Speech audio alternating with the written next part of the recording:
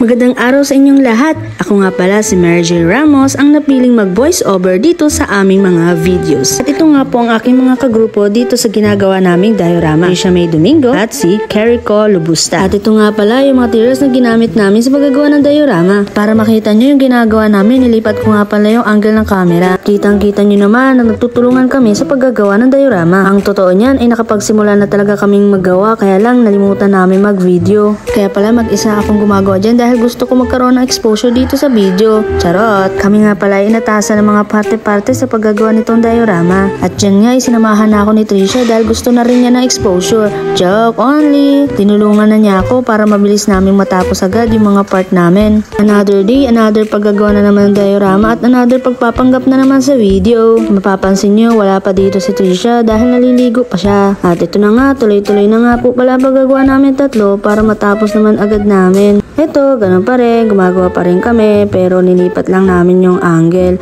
at kita nyo naman na parang na talaga kami kinukuha na ni Lord dahil sa sobrang liwanag. At ayan nga, exposure na nga pala ni Kerico ang nasa video na ito at kitang-kita nyo naman kung gaano siya in-game sa paggagawa. At ito na nga, malapit na nga matapos yung ginagawa namin diorama kaya nag 0.5 muna kami.